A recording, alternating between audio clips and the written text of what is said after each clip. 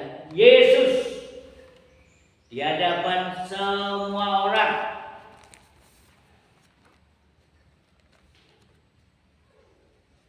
Orang mengaku diri sebagai orang Kristen dapat dipertanyakan bila mereka tidak dapat menyampaikan Injil atau bersaksi dan menyampaikan bahwa Yesus Kristus itu adalah Tuhan yang punya kuasa di bumi dan di surga, dan orang yang menerima kasih karunia kuasa daripada Tuhan, orang itu akan berani menyampaikan Injil Tuhan dan tidak pernah akan takut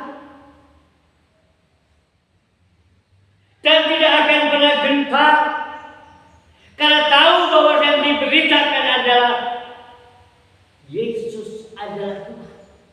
Dialah yang berkuasa di bumi dan di surga, yang terus menyertai dalam kehidupan bagi kita, orang-orang yang dipanggil, dipilih, ditentukan Tuhan menjadi milik kepunyaan. Apalagi yang telah menerima anugerah kasih karunia kuasa daripada Tuhan turun atas orang tersebut, itu Roh Kudus, pribadi Allah itu sendiri. Maka kasih karunia kuasa Tuhan itu dapat dipertanggungjawabkan.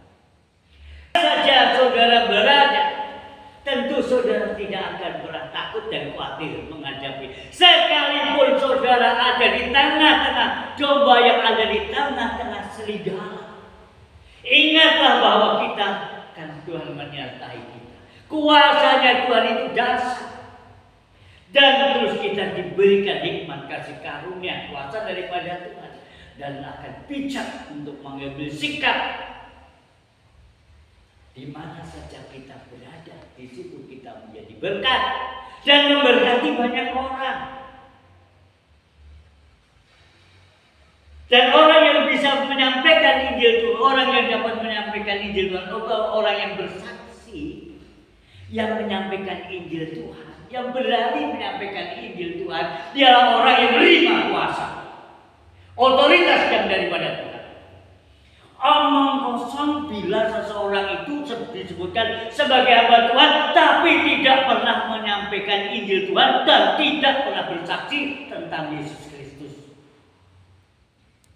Karena roh Tuhan itu bukan roh penakut, roh yang penuh dengan kekuatan. Itulah sebabnya penuh dengan kuasa. Dengan sikap apapun juga yang kita akan lakukan dalam kehidupan kita, kalau kita lakukan itu berdasarkan iman, kita percaya bahwa Yesus Allah yang hidup itu, yang telah mengaruniakan kepada kita untuk dapat menyampaikan Injil, menyampaikan Yesus Kristus sebagai Tuhan dan Juru Selamat kepada semua orang. Tetapi bila seseorang mengaku diri sebagai orang Kristen, tetapi ketika bertemu dengan seseorang bersama di luar Kristen atau dengan orang agama lain, rasa takut, itu bukan milik Kristus, itu bukan milik Tuhan, itu bukan milik Tuhan. Kristus itu yang Al-Masih, tapi bukan Isa Al-Masih itu Kristus, tetapi Yesus Kristus itulah yang Al-Masih. Dialah yang Juru Selamat, dialah penyelamat, Yesus. Yesus Al-Masih, dia Tuhan itu penyelamat.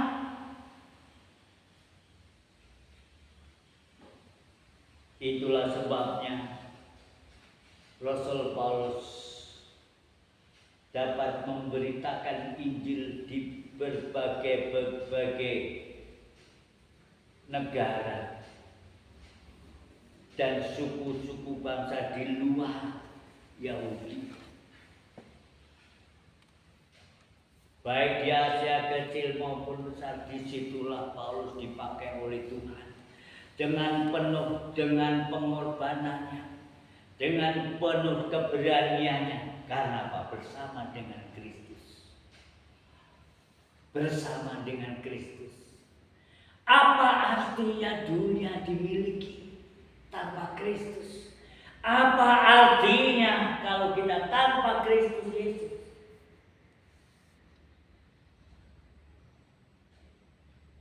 Itulah sebabnya pada sore hari yang sangat indah ini, dimanapun saudara ditempatkan Tuhan, nama Tuhan dipermuliakan. Banyak jiwa diselamatkan, yang lemah dikuatkan, yang sakit disembuhkan, yang dirasuk setan diusir dalam nama Yesus, dilepaskan karena kuasa Tuhan tidak bisa dikuasai oleh kuasa roh jahat. Dimanapun saudara berada, dimanapun kita dibuang, dimanapun kita ditempatkan di situ, Tuhan yang menyertai kita, Yesus yang menyertai kita, Roh Kudus yang membimbing kita.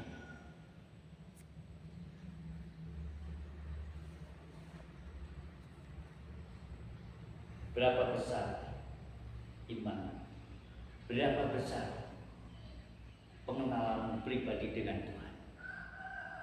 Sejauh mana saudara pengenalan pribadimu dengan Tuhan? Tolak ukur iman dan percayamu kepada Tuhan. Saudara boleh percaya, adakah iman dalam hidupmu atau tidak? Banyak orang berkata, aku percaya, tapi belum tentu orang itu punya iman. Boleh mengatakan, aku percaya, tapi belum tentu mereka punya iman. Orang yang beriman, dia yang percaya akan kasih karunia daripada Tuhan itu berkuasa. Maka ketika kita melangkahkan kaki, pergi datang ke desa-desa, datang ke kota-kota, di mana saja kita berada, di situ ada jiwa yang diselamatkan. Satu jiwa adalah harganya Tuhan, yang tidak bisa diukur dengan materi. Oleh sebab itu, keselamatan itulah yang paling penting. Anugerah Tuhan, keselamatan anugerah, pemberian Tuhan. Hanya beriman dalam Yesus Kristus. Hanya beriman dalam Yesus Kristus. Jadi Paulus mau tinggalkan semuanya dengan segala atributnya. Dia tinggalkan semuanya setelah ditangkap oleh Kristus Yesus. Dan akhirnya dipakai oleh Tuhan dengan luar biasa. Bagaimana kalau kita melihat latar belakang kehidupan Paulus? Orang yang dulu benci dengan Yesus, benci dengan umat Kristen. Tetapi ketika dia berusaha untuk membinasakan anaknya, ditangkaplah Tuhan. Ditangkap Tuhan di tengah perjalanan. Kuasa Tuhan dahsyat. Hanya sinar kemuliaan Tuhan yang memancar, maka Saulus jatuh tersungkur dan buta selama. Tapi ketika ada seseorang yang bernama Ananias, katakan Tuhan, Ananias, pergi tumpangkan tangan kepada Paulus. Itu Saulus itu akan dipakai dirinya untuk menjadi saksiku